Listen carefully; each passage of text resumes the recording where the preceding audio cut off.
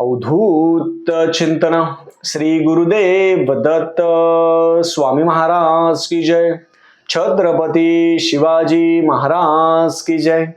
श्री स्वामी समर्थ. आज मी आपल्याला दीपदान अधिक महिन्यामध्ये 17 मे पासून ते 15 जून पर्यंत दीपदान कसं करायचं, साधी आणि सोपी.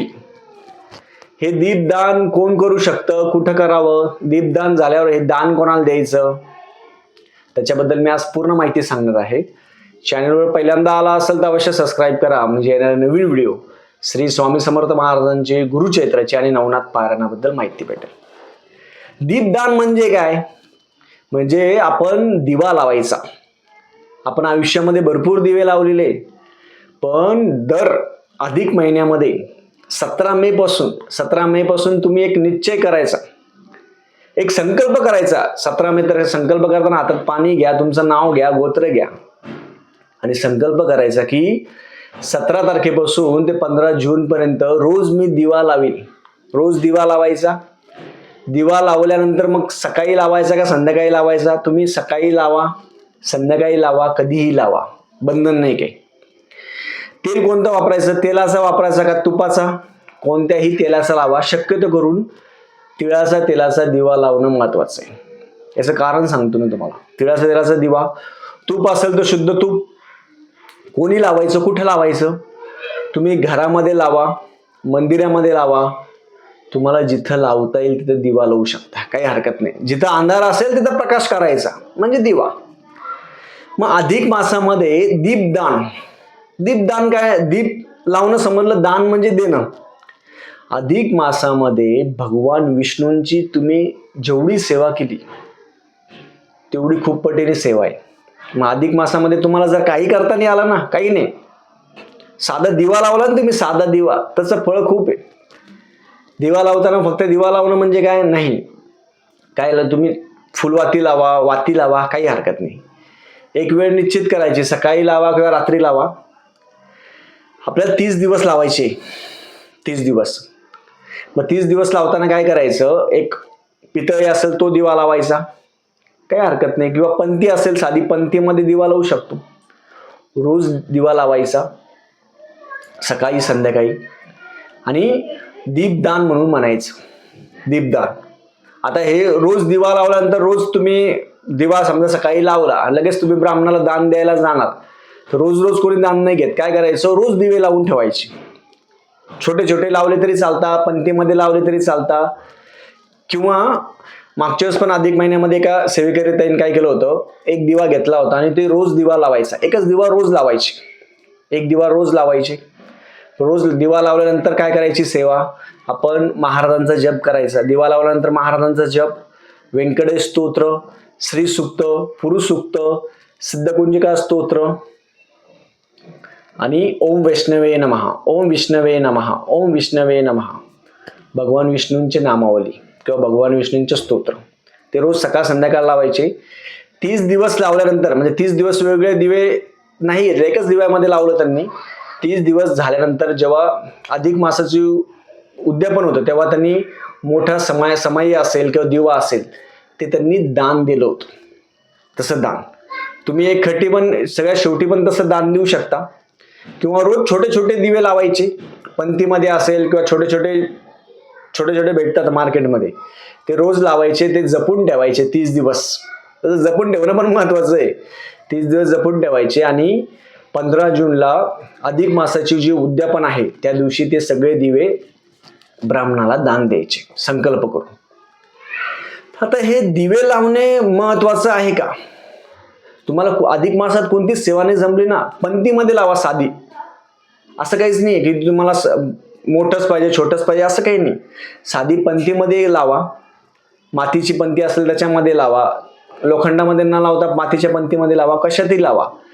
आपला घरचा देवघराचा दिवा सोडून हा दिवा लावायचा. आता हे अखंड करायचं. तुम्ही म्हणणार मग प्रॉब्लेमच्या 5 दिवसात बंद करायचं. तुम्हाला वृद्धी आली, सुतक आलं, काही आलं, तर त्या काळामध्ये सेवा बंद ठेवायची, लक्षात ठेवा.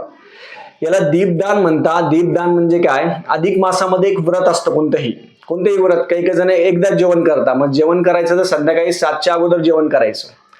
अधिक मासामध्ये काही काही जण रोज तेलाचं दान असेल, रोज शिदा दान असेल, हे रोज दान देत असतात. मग आपल्याला जसं आपापल्या ऐपतीप्रमाणे, आपापल्या याच्याप्रमाणे आपल्याला जेवढं दान देता येईल तेवढं द्यायचं. गाईला दान द्यायचं. गाईला अधिक मासामध्ये रोज एक पोळी चपाती दान द्यायची सवय लावा. मी म्हणतो अधिक मासामध्ये कशाला, रोज जरी दिलं, रोज. आता आमच्या इथं पारगाव नगरमध्ये गाई भरपूर आहेत. आम्ही काय करतो, महादेवांना नैवेद्य दाखवायचा, महादेवांना नैवेद्य दाखवल्यानंतर रोज महादेवांना नैवेद्य दाखवला नंतर पोळी चपाती असेल ती गाईला द्यायची. तसंच तुम्ही जमलं तर तुम्हाला तुमच्या जवळच्या श्वान असेल, कुत्रे असेल, गाई असेल, अधिक मासामध्ये त्यांना रोज पोळी चपाती द्यायचा प्रयत्न करा. अधिक मासामध्ये आपण रोज काही ना काही नवीन गोष्टी करायला पाहिजे. अधिक मासामध्ये आपण त्या काळामध्ये नॉनव्हेज असेल, दारू असेल, ह्या सगळ्या गोष्टी बंद कराव्या. सगळ्या गोष्टी बंद करायच्या. 30 दिवस ब्रह्मचार्याचं पालन तुम्हाला जर जमलं तर अतिउत्तम. 30 दिवस ब्रह्मचार्याचं पालन करावं. या काळामध्ये तुम्ही भगवान विष्णूंची जेवढी सेवा करता येईल तेवढी करू शकता. खूप जण म्हणणार मग आम्हाला वेळ नाही भेटत. तुम्ही विष्णवे नमः, ओम विष्णवे नमः, ओम विष्णवे नमः हे, आणि त्याच्यासोबत नुसतं दिवा लावायचा. रोज दिवा लावायला काही प्रॉब्लेम नाही. रोज नुसतं दिवा लावायचा, दर्शन घ्यायचं, बस. हे जर अधिक महिन्यामध्ये जर सलग 30 दिवस जर तुम्ही केलं, 17 मे पासून तर 15 जून पर्यंत, तर भगवान विष्णूंची कृपा तुमच्यावर अवश्य होईल. दुसरं काहीच लागत नाही. हे वस्तू घ्या, ते वस्तू घ्या, ते वस्तू घ्या, काही गरज नाही. आपल्या घरामध्ये जे आहे त्याच्यानेच लावायचं. तो दिवा एका बाजूला ठेवावा, पाटावर ठेवा, त्या दिवाला रोज फूल असेल, अगरबत्ती असेल, धूपदीप असेल ते दाखवायचं, दिवाचं दर्शन घ्यायचं, आपल्या घरातील सगळ्यांना दिव्याचं दर्शन घ्यायला लावायचं आणि तो दिवा रोज लावायचा. आणि तिळाच्या तेलाने लावल्यानंतर त्याच्यावर आपण व्यंकटेश स्तोत्र, श्री सुक्त, पुरुष सुक्त आणि सिद्धकुंजिका स्तोत्र रोज जर वाचला ना घरामध्ये आर्थिक चणचण असेल, खूप जण म्हणतात ना घरामध्ये पैसा टिकत नाही, हा उपाय त्यासाठी. तुम्ही घरामध्ये तिळाचा तेलाचा दिवा लावला आणि व्यंकटेश स्तोत्र रोज वाचलं, घरामध्ये आर्थिक चणचण असेल, घरामध्ये वादविवाद असेल, भांडणं असेल, ते सगळे कमी होतात. आणि आपल्या घरामध्ये जे मुलं असेल, छोटे असेल, मोठे असेल, सगळे असेल, सगळ्यांना दिव्यासमोर बसून व्यंकटेश स्तोत्र, सिद्धकुंजिका स्तोत्र किंवा महाराजांचं नामस्मरण प्रत्येकाला करायला लावा. म्हणून ही दीपदाराची सेवा, हे सगळं झाल्यानंतर 15 जूनला आपल्या जवळच्या ब्राह्मणाला बोलवायचं घरी, त्यांचं पाद्यपूजन करायचं. शेवटच्या दिवशी म्हणजे 15 जूनला शेवटी आपल्या जवळच्या ब्राह्मणाला बोलवायचं, त्यांचं पाद्यपूजन करायचं, त्यांना शिदा, दक्षिणा, वस्त्र, आपण महिन्यामध्ये, ह्या अधिक महिन्यामध्ये जे काही केलं असेल, व्रत असेल, दीपदान असेल, रोज दिवा लावला असेल, तर शेवटच्या दिवशी त्यांना समई असेल, मोठी समई, छोटी समई, तुमच्या इच्छेनुसार तुम्हाला जे देता येईल ते ब्राह्मणाला 15 जूनला किंवा या अधिक महिन्यामध्ये कधीही दान देऊ शकता. कधी देऊ शकता, काही हरकत नाही. तुमच्या इथे ब्राह्मण असेल त्यांना बोलून पाद्यपूजन करू शकता किंवा तुम्ही ऑनलाईन संकल्प करून मला दक्षिणा तुम्ही पाठवू शकता, काहीही हरकत नाही. ज्यांना ब्राह्मण भेटला नाही त्यांच्यासाठी. म्हणून ही दीपदानाची सेवा प्रत्येकाने करावी. प्रत्येकाने आपल्या घरामध्ये 17 मे पासून तर 15 जून पर्यंत दीपदान, रोज दिवा लावायचा आणि सगळ्यात शेवटच्या दिवशी जे दान आहे ते दिवा आहे, समई असेल, छोटी मोठी जी असेल ती ब्राह्मणाला दान करावी. अशा पद्धतीने दीपदानाचं व्रत आहे, हे प्रत्येकाने करावं. त्याच्यामध्ये खूप महत्व आहे. रोज दिव्याची पूजा करायची, पंचोपचार पूजा आहे ती प्रत्येकाने करावी.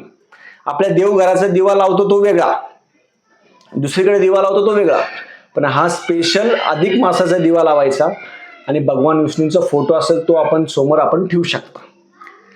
झालेली सेवा मी महाराजांच्या रुजू करतो. श्री स्वामी समर्थ.